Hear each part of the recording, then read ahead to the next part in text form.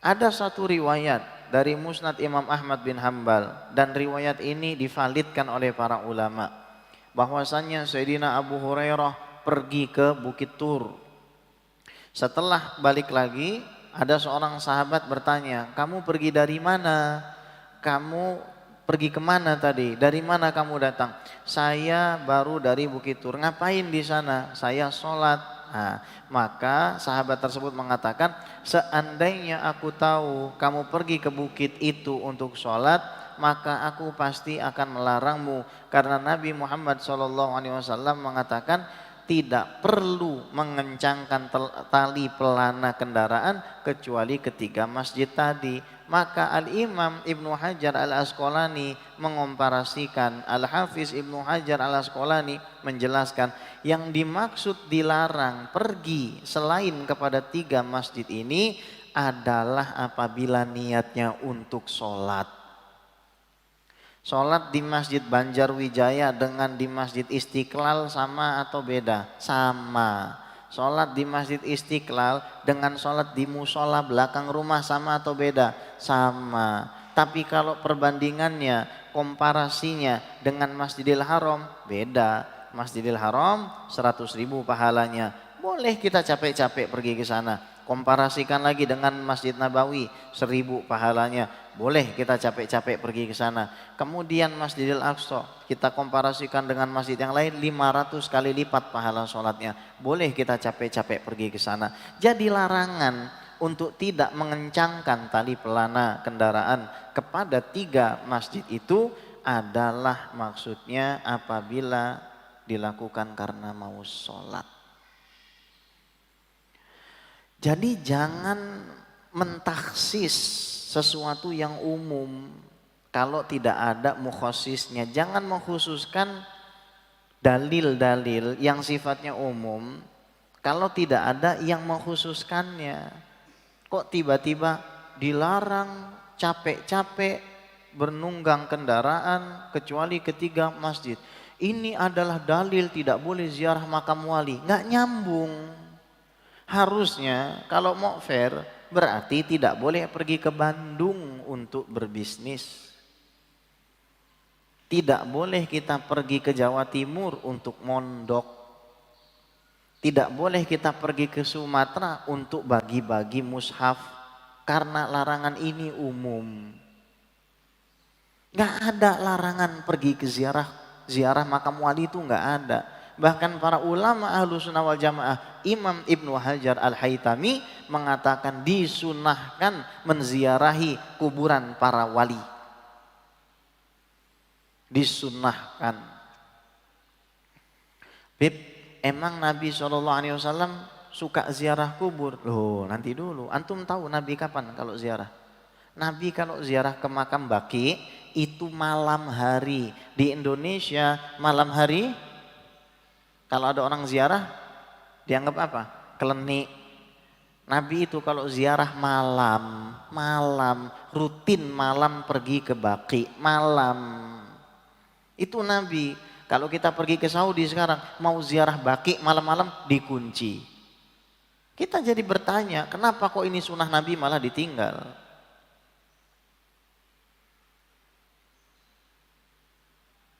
Nabi loh.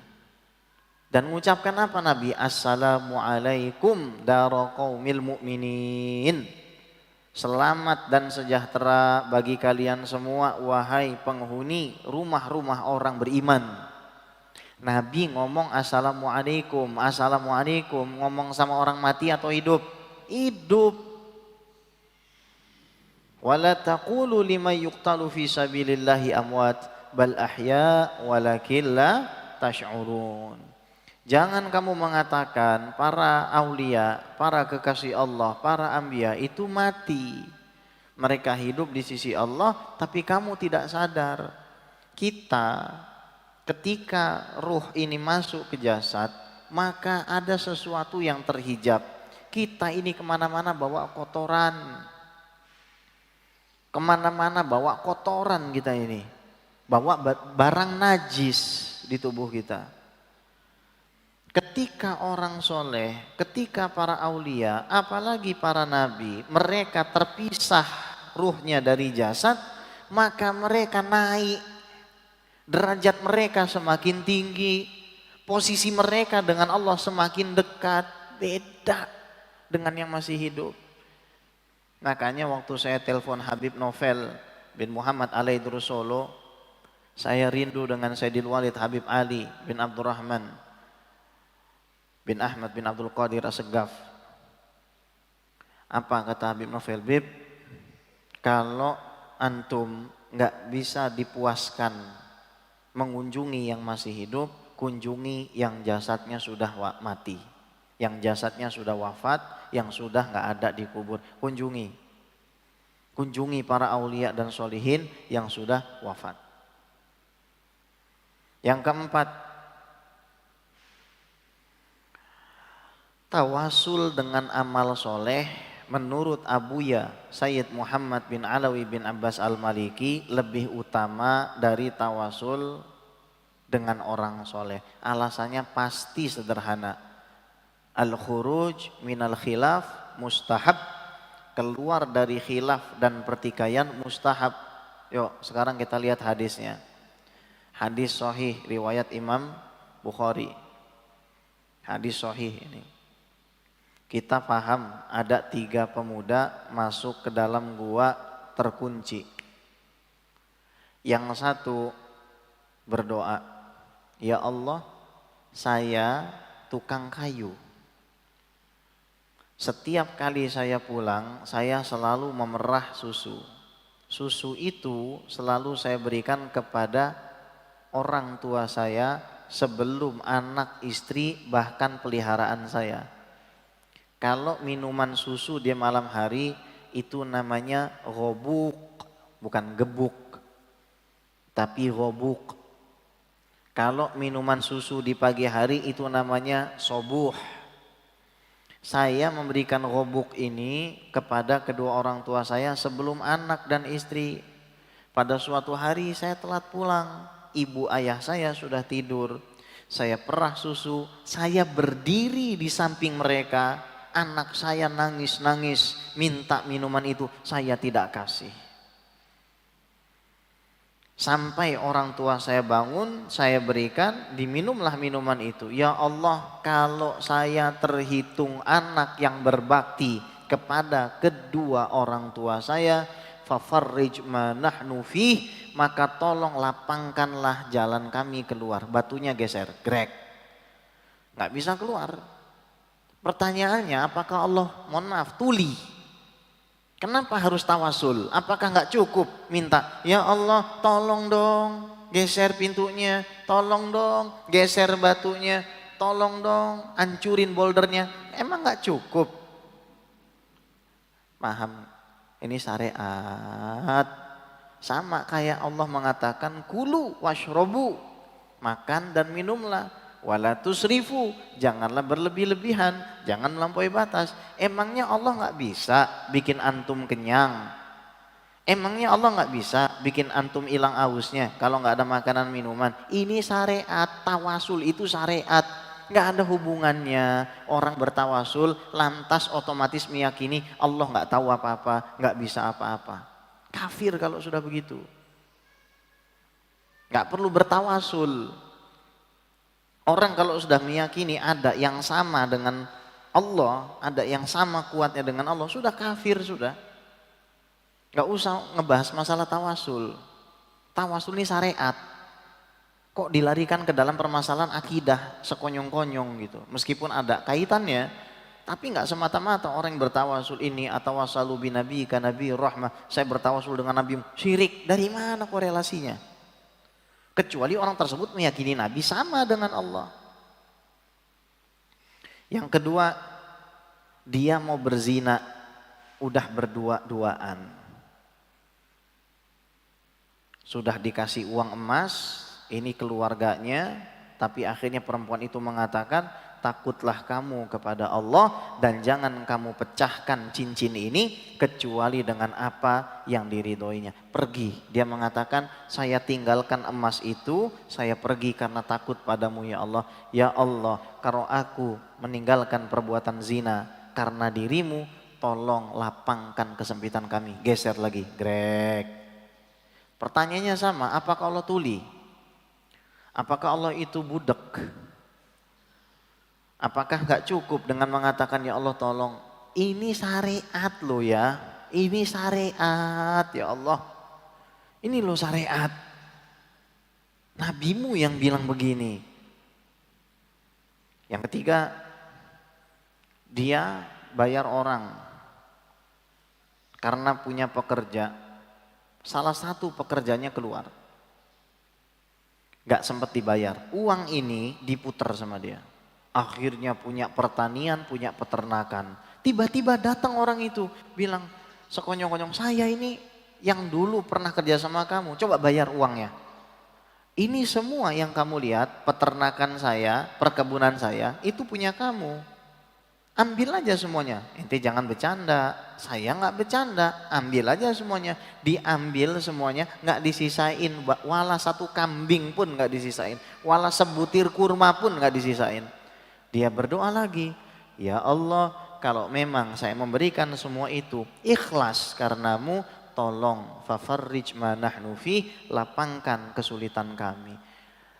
Grek, keluar mereka. Saya mau tanya, amal soleh ini dibandingkan dengan Allah bisa memberi manfaat atau tidak? Tidak. Tapi Allah kasih jalan. Kamu mau sukses, sedekah dulu.